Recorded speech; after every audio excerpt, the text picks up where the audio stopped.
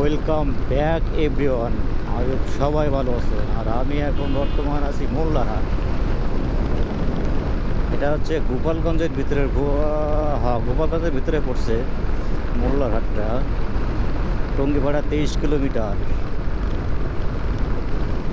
এই রোডটা মানে সবুজে ঘেরা বললে চলে। দুই সাইডে দেখেন কত বড় বড় গাছ, মাঝখান দিয়ে রোডটা চলে গেছে। যদি আষাঢ় শ্রাবণ মাসে এই রোডটা ভিডিও করা হয় তাহলে ভাই ভিউটা সেই একটা ভিউ হবে।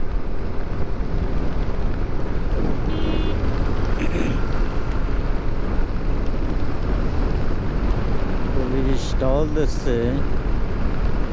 আমার গাড়ির কাগজপত্র আছে কিনা আমার ব্যাগের তো বাইর করি না, বাসায় যায় আছে। আর মোট কথা খুলনা টু ঢাকা এই রোডে পুলিশ থাকাটাই স্বাভাবিক, কারণ সাতক্ষীরা বর্ডার, এদিকে বিনাপোলো বর্ডার, অনেক চুরাই মাল এদিক ওদিক হয়। কিন্তু যেই বাইকের যেই গাড়ির নাম্বার প্লেট করা আছে এই বাইকটা চেক খুবই কম করে। ঢাকার ভিতরে চেক করে, কারণ রোড ক্রসিংয়ের মামলা, তারপরে সাইড করার মামলা, মানে বিভিন্ন রকম মামলা দিয়ে হয়রানি করে আর কি। কারণ আইনের তো ব্যাসের অভাব নেই, কারণ আইন বিষয় নিয়ে পড়ি নাই, লেখাপড়া অতটা জানিও না যে ওইটা নিয়ে করবো। আসলে আমার একটা ছোট ভাই বলছিল যে ভাই আপনি কোন একটা সেলিব্রিটি যারা আছে তাদের ফলো করেন। ফলো করি না তা না, ফলো করি। যদি ফলো না করতাম তাহলে আজকে এই ব্লগিং লাইফটা বেছে নিতাম না।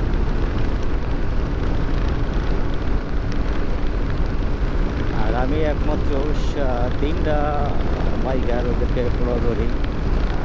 সাকিব সৈকত, MSI ব্লগস আর নেক্সট গিয়ার, মানে এই 3টা বাইকারকে আমি অনেক রেসপেক্ট করি প্লাস ভালোবাসি।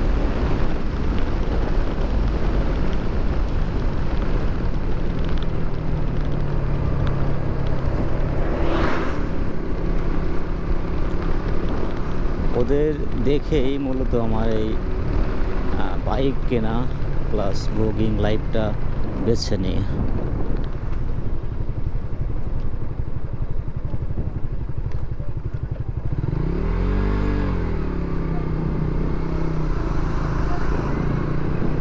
ঢাকা 154 কিলোমিটার এখনো।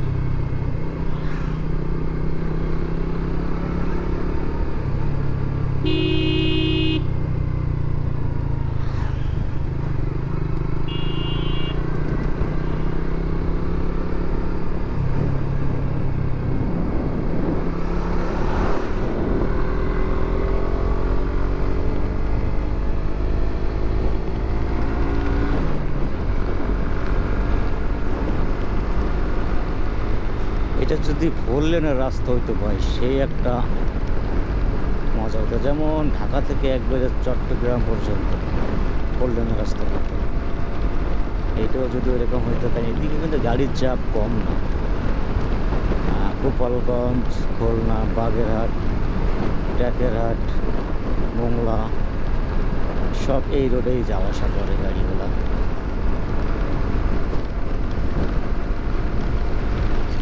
একটা জিনিস ভালো লাগছে আর কি, সামনের ভিউটা।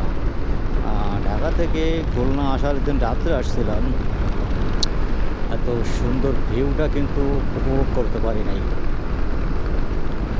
একদম সবুজ শ্যামল ঘেরা চারিপাশ, এর ভিতর দিয়ে যাওয়াটাই কিন্তু একটা মনোমুগ্ধকর ব্যাপার আছে।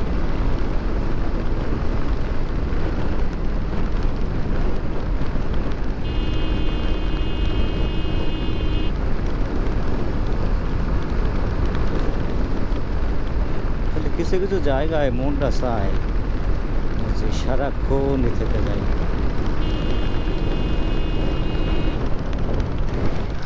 এই বেটা এই মরবা।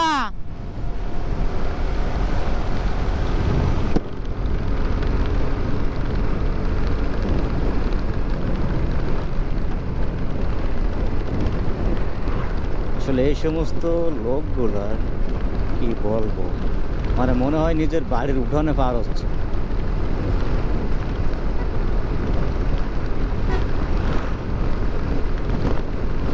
দেখো রাস্তাটা পার হচ্ছে একটু জলদি কি একটু দ্রুত পার হয় তা না, আর মন চাইতেছে যাইতেছি।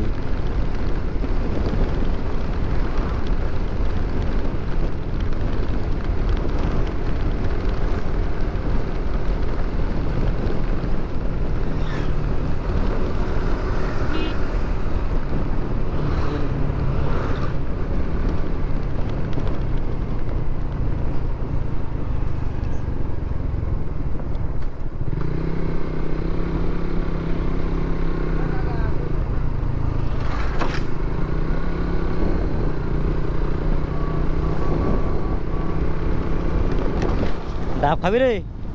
ডাব খাবি?